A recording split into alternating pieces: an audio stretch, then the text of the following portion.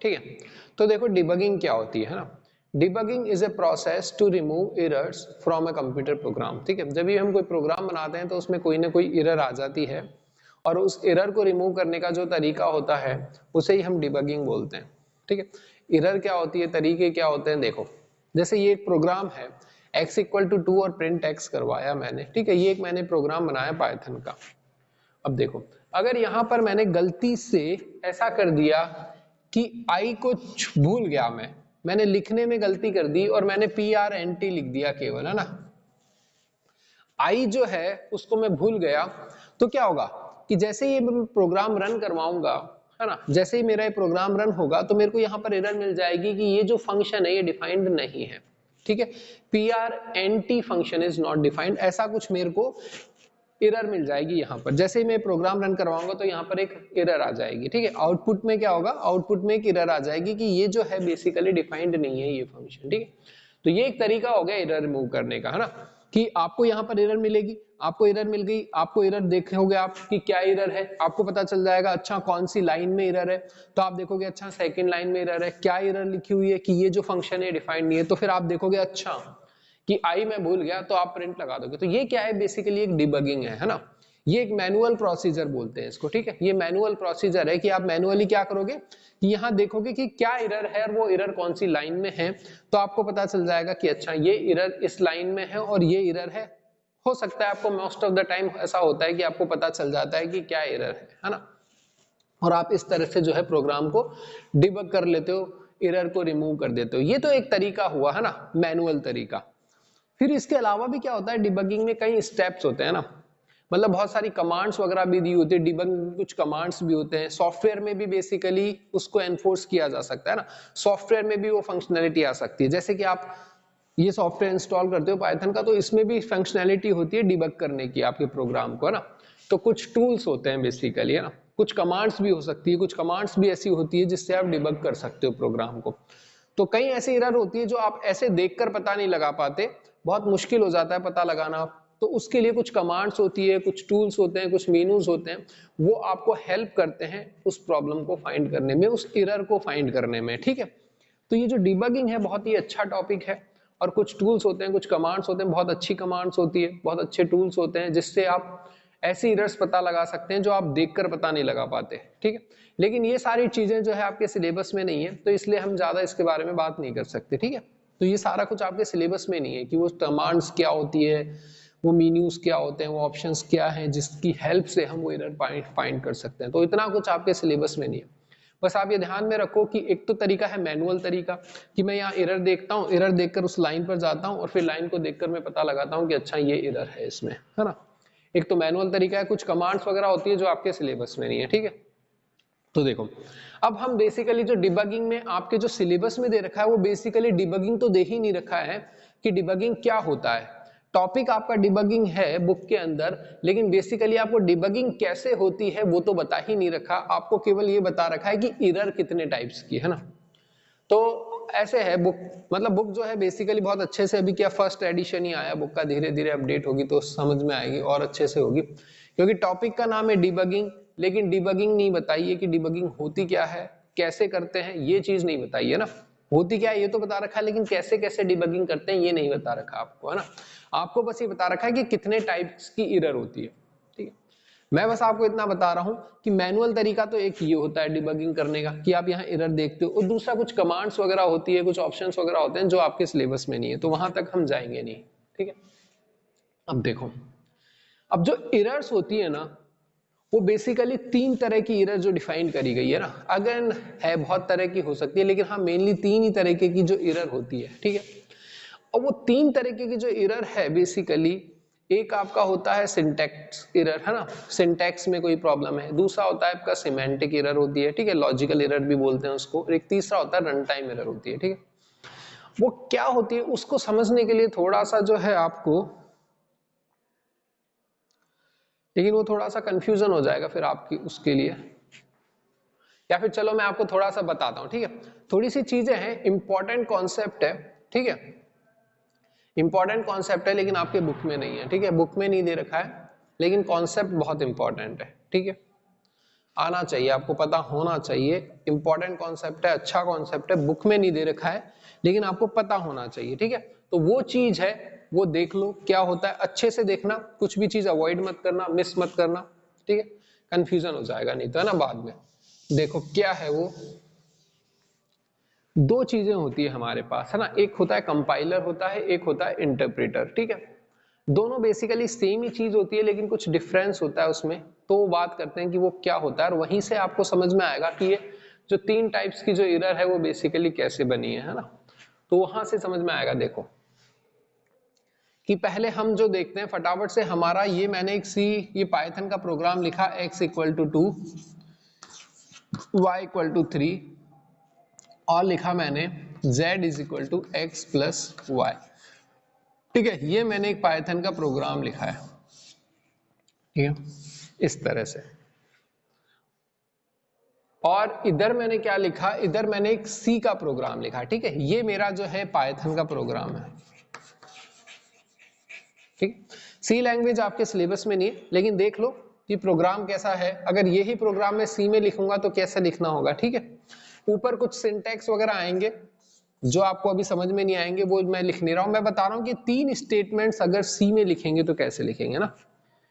पूरा प्रोग्राम के लिए तो हमको और भी चीजें करनी पड़ती है, लेकिन ये तीन सिंटैक्स अगर मेरे को सी लैंग्वेज में लिखना है तो मैं कैसे लिखूंगा। देखो x इक्वल टू 2 की जगह मैं लिखता हूं इंटीजर x इक्वल टू 2, और यहां सेमी कॉलन लगाते हैं, ठीक है। y इक्वल टू 3 की जगह मैं लिखता हूं इंटीजर y इक्वल टू 3, और यहाँ सेमी कॉलन लगाते हैं, और फिर ऐसे लिखता हूं integer z is equal to x plus y, ठीक है, इस तरह से। और भी सारी लाइनें होती है यहाँ पर, लेकिन केवल ये तीन सिंटैक्स जो है वो कैसे कन्वर्ट करेंगे सी में, है ना, वो देखते हैं। सी में बोल दो या सी प्लस प्लस में बोल दो, ठीक है। अब देखो दो बेसिकली दो कैटेगरीज की आपकी लैंग्वेज होती है। एक जो लैंग्वेज होती है वो इस तरह की होती है, एक लैंग्वेज इस कैटेगरी में आती है, एक लैंग्वेज आपकी इस कैटेगरी में आती है, ठीक है। ये बेसिकली आपकी कंपाइलर लैंग्वेजेज होती है ना, और ये जो होती है आपकी इंटरप्रेटर लैंग्वेजेज होती है। इसमें जैसे पाइथन आ गया आपका, आपका PHP आपने सुना होगा, जावा स्क्रिप्ट सुना होगा, है ना। तो वो सारी जो लैंग्वेजेज होती है वो इंटरप्रेटर लैंग्वेजेज आ जाती है। इधर आपका सी आ गया, C++ आ गया, जावा वगैरह आ गई है ना, ये सारी लैंग्वेजेज आपकी कंपाइलर लैंग्वेजेज आ जाती है, ठीक है। देखो प्रोसेस क्या होता है, थोड़ा सा डिफरेंस होता है यहाँ पर। जब ये प्रोग्राम रन होता है तो एक्चुअली क्या होता है ना, जब ये प्रोग्राम रन होता है तो क्या होता है, और जब ये प्रोग्राम रन होता है तो क्या होता है, फाइनल आउटपुट तो सेम ही आता है लेकिन स्टेप्स अलग होते हैं ना। यहाँ थोड़ा अलग स्टेप्स होती है, यहाँ थोड़ा अलग स्टेप्स होती है, और जब वो आप देखोगे तभी आपको समझ में आएगा कि वो दो तीन तरह की जो एरर होती है वो कैसे बनती है ना।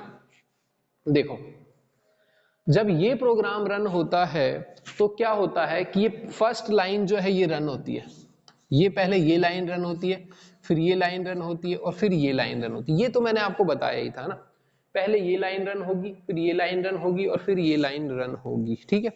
जब रन होता है तो एक्चुअली रन नहीं होता है, रन के साथ में एक और स्टेप होता है जिसको हम क्लियरली कभी बोलते नहीं है ना, वो बेसिकली होता है कंपाइल प्लस रन।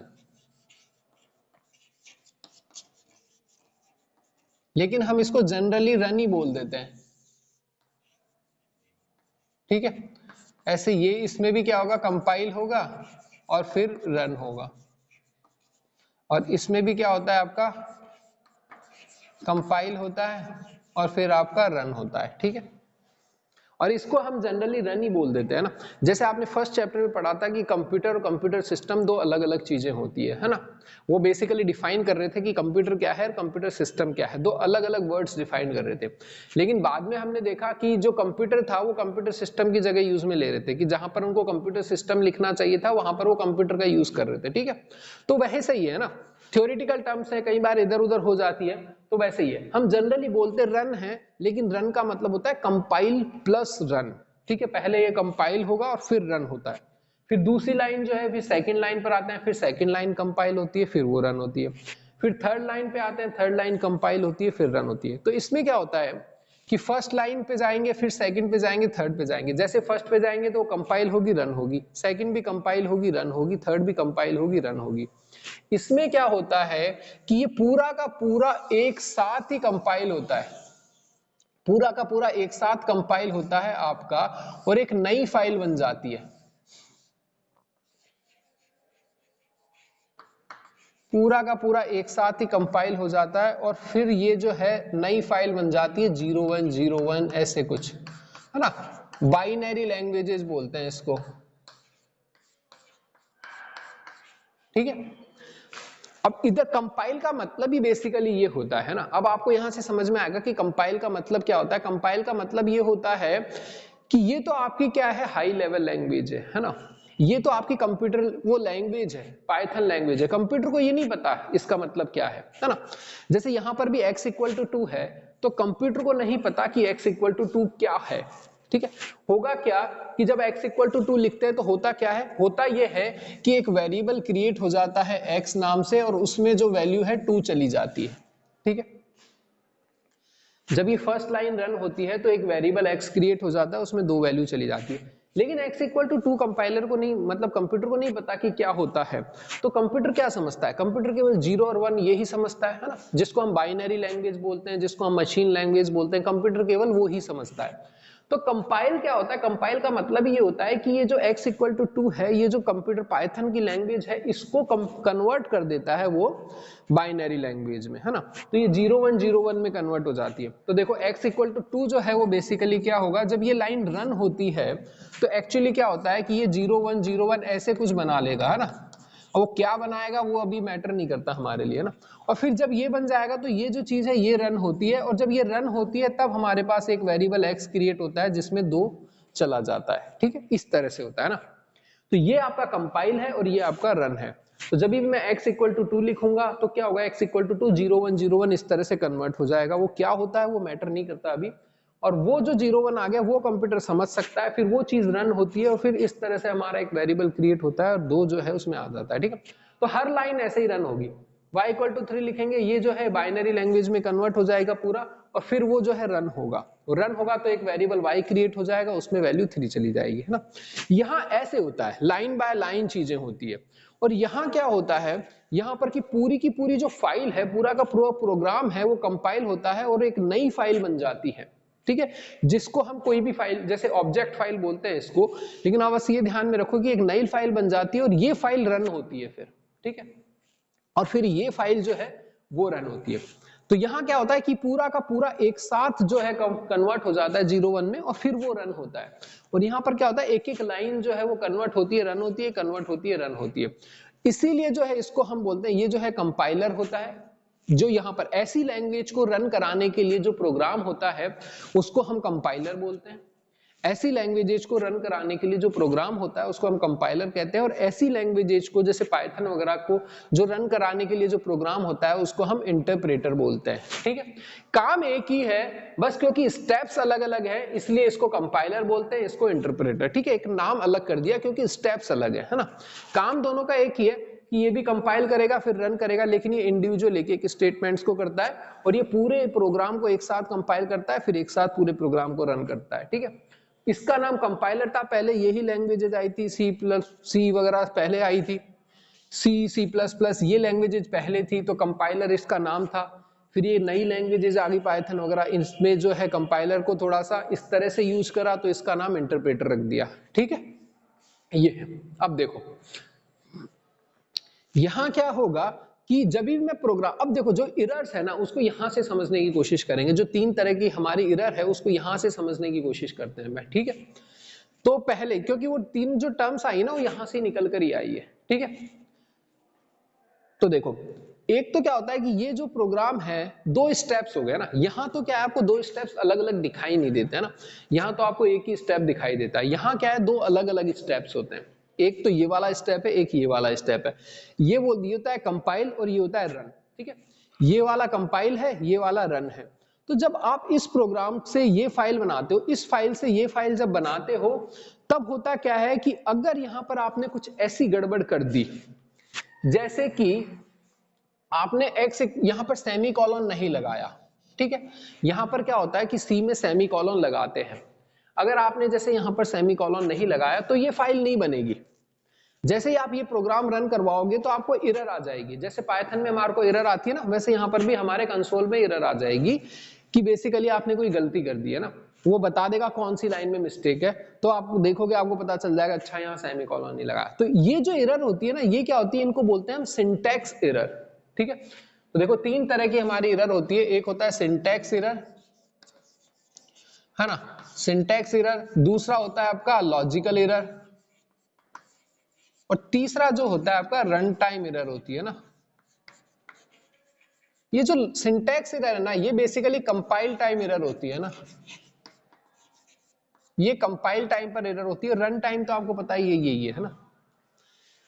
तो अगर ऐसी कोई मिस्टेक्स है, सिंटैक्स में मिस्टेक है, अब देखो सिंटैक्स को ध्यान से देखो, सिंटैक्स का मतलब है कि जैसे हमारे ग्रामर का सिंटैक्स होता है ना, इंग्लिश ग्रामर में सिंटैक्स होता है कि पहले सब्जेक्ट आता है, फिर वर्ब आता है, सब्जेक्ट वर्ब एग्रीमेंट होता है ना, सब्जेक्ट वर्ब एग्रीमेंट होता है, तो पहले सब्जेक्ट आएगा, फिर वर्ब आएगा, फिर प्रीपोजिशन है, ऑब्जेक्ट वगैरह, इस तरह से चीजें आती है। ठीक है, अगर आपने उल्टा सीधा कर दिया, जैसे वर्ब पहले लिख दिया, सब्जेक्ट ऐसे लिख दिया, तो वो क्या है, सिंटैक्स गलत हो गया। तो अगर इस तरह से आपने जैसे कोई चीज करी है, जैसे यहां सिंटैक्स क्या है कि सेमीकोलन आना चाहिए, मैंने सेमीकोलन, जैसे आपने सिंटैक्स क्या गड़बड़ कर दी, फुल स्टॉप नहीं लगाया, जैसे कोई इंग्लिश का सेंटेंस है उसमें आपने कॉमा नहीं लगाया, कहीं फुल स्टॉप नहीं लगाया, तो आपने सिंटैक्स में गड़बड़ कर दी है ना। तो ऐसे ही अगर आपने यहां पर कोई गड़बड़ कर दी सिंटैक्स में, जैसे आई एन टी में मैंने टी हटा दिया, तो सिंटैक्स में गड़बड़ कर दी, तो क्या होता है कि वो एरर जो है यहां पता चल जाती है कि जैसे मैंने कंपाइल कराया ये फाइल बनेगी ही नहीं, और मुझे पता चल जाएगा एक कंसोल पर, मेरे पास आउटपुट में पता चल जाएगा मेरे को कि अच्छा इस लाइन में एरर है। ये तो होती है आपकी कंपाइल टाइम एरर, है ना, कि आपने लिखने में वैसे कोई गड़बड़ कर दी, सिंटैक्स गड़बड़ कर दी है ना, सिंटैक्स में कोई गड़बड़ कर दी उसके। दूसरा क्या होता है, कंपाइल का आपका अच्छे से हो जाएगा, लेकिन आप जब रन कराओगे ना तब एरर आएगी। वो एरर कौन सी होती है, वो एरर होती है कि जैसे मैंने यहां पर लिख दिया इस तरह से x डिवाइडेड बाय, और मैंने कर दिया y माइनस थ्री। अब देखो y माइनस थ्री कितना है, y की वैल्यू 3 है, तो y माइनस थ्री कितना हो गया, 0 हो गया, तो x डिवाइडेड बाय 0।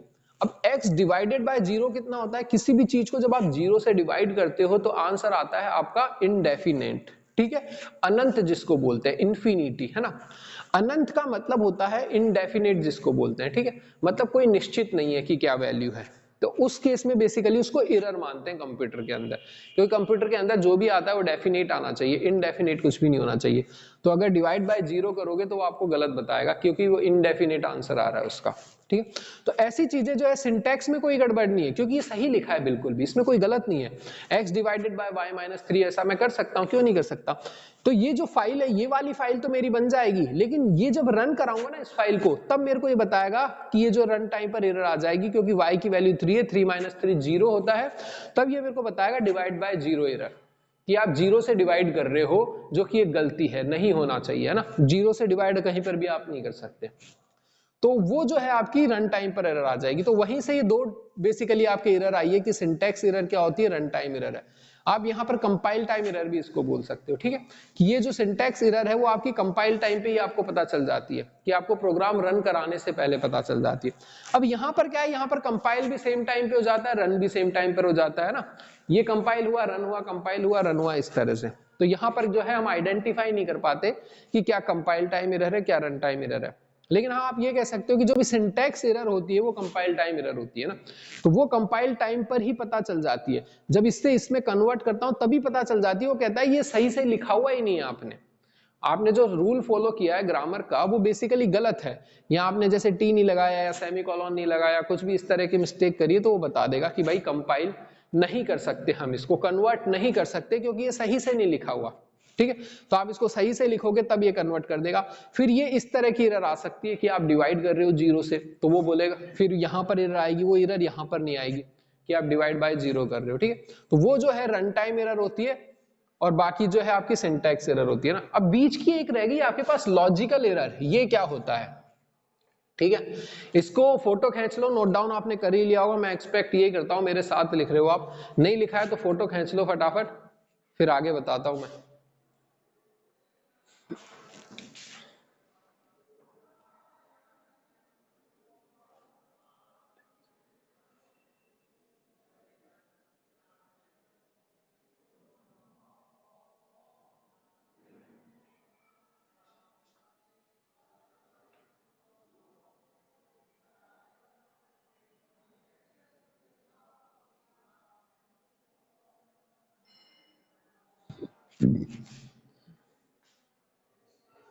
ओके चलो देखो अब, तो अब लॉजिकल एरर देखते हैं कि लॉजिकल एरर क्या होती है। ये सब तो हटा देते हैं हम, है ना।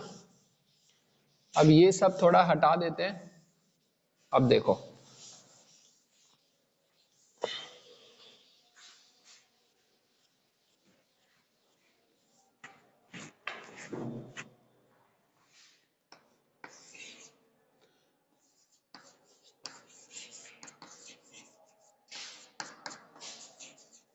ये आपकी होती है सिंटैक्स एरर, ठीक है। एक होता है आपका लॉजिकल एरर। लॉजिकल एरर को हम सिमेंटिक एरर भी बोलते हैं।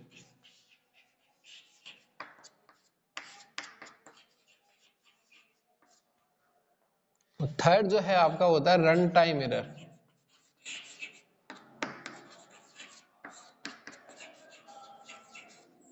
अब देखो, अब जैसे एक पाइथन प्रोग्राम बनाकर देखते हैं कि क्या आपकी जो है सिंटैक्स एरर है, ठीक है। अब जैसे मैंने लिखा x इक्वल टू 2, ठीक है, फिर मैंने लिखा y इक्वल टू 3 और मैंने लिखा z equal to x plus y, ठीक है।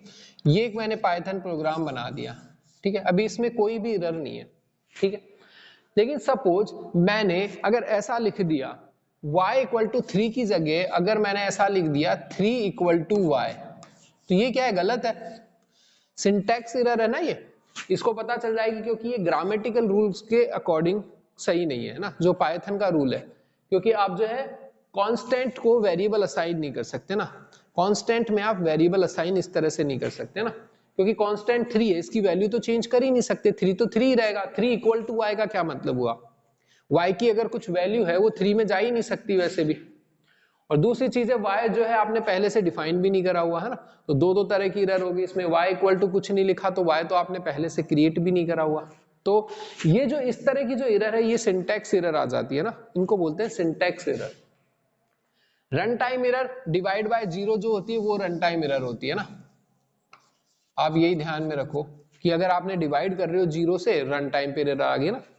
और बेसिकली मैंने आपको वैसे बताया हुई कि अगर आपके रन टाइम पर कोई एरर आती है इस तरह से ना, अब बहुत सारी चीजें होती है ना, आपके दे नहीं रखा। जैसे आपको मैं एक बताऊं कि एक छोटी सी चीज और बताता हूं, देखो एडवांस है थोड़ा सा, कि रन टाइम एरर और क्या हो सकती है ना। जैसे कि सपोज मैंने एक लिस्ट बनाई है ना, मैंने एक लिस्ट बनाई इस तरह से, ठीक है। हाँ, अगर जैसे मैंने ये लिस्ट बनाई इस तरह से है ना, और ये लिस्ट है मेरे पास 2 3 4। अब मैं क्या कर रहा हूं कि इस लिस्ट को ऐड करते चला जा रहा हूं एक एक एलिमेंट, है ना।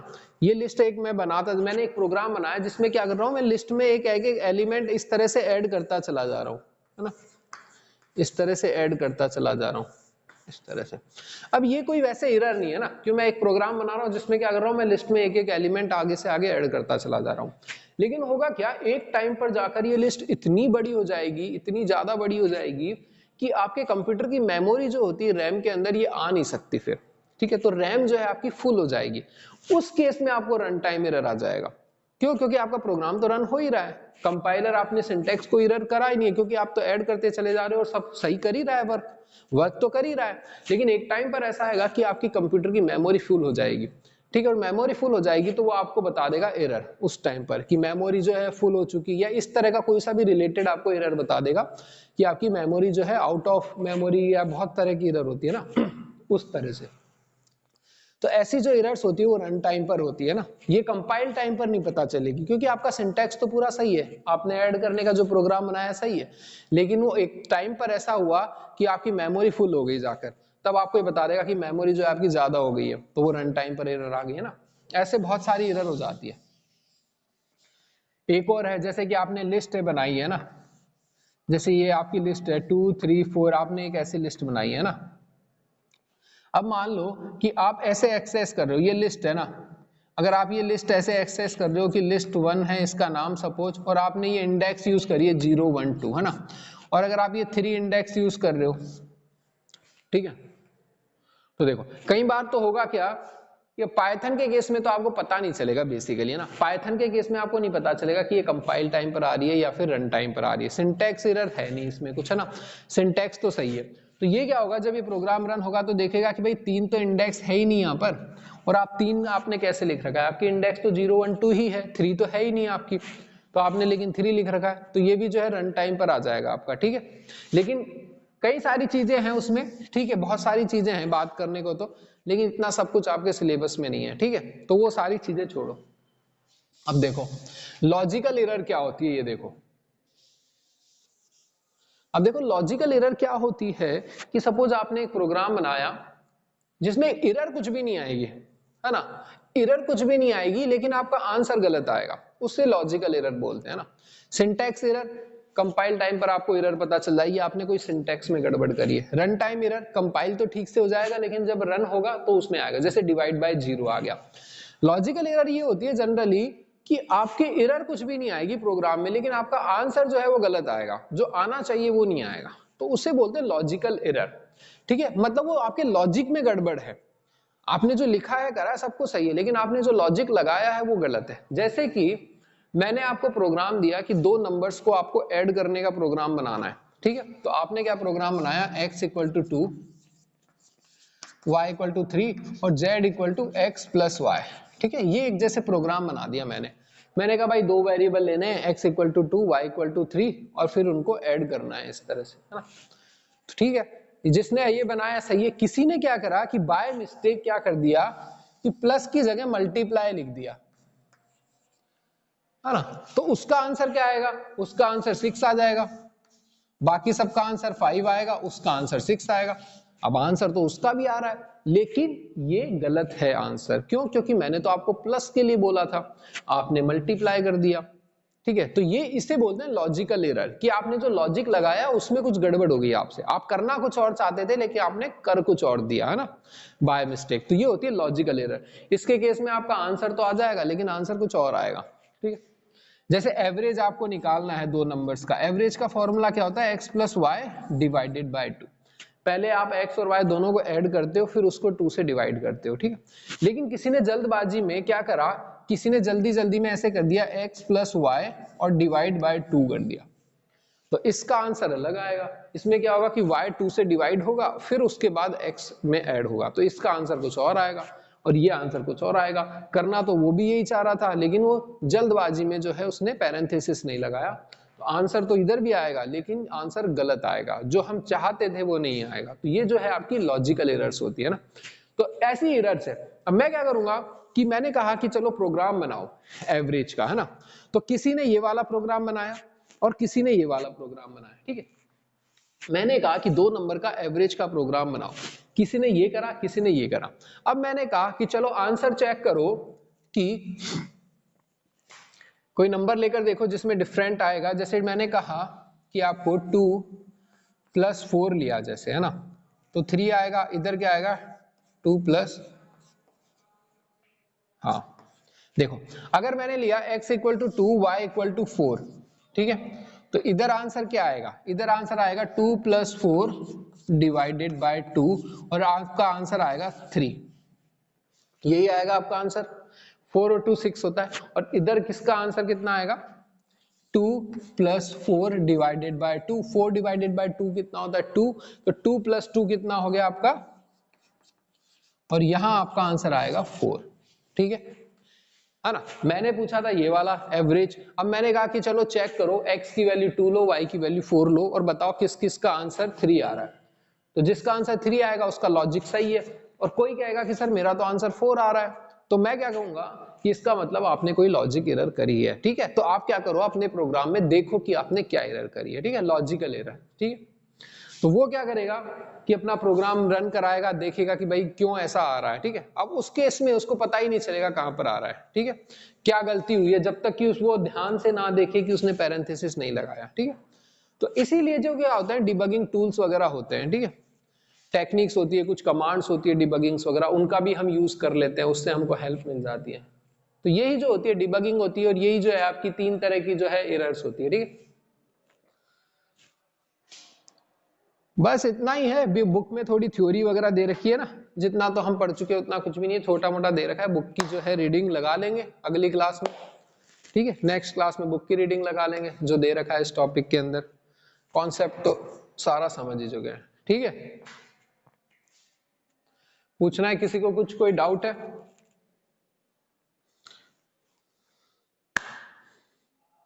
चलो फिर मिलते हैं नेक्स्ट क्लास में, ठीक है, पढ़ाई करो अच्छे से।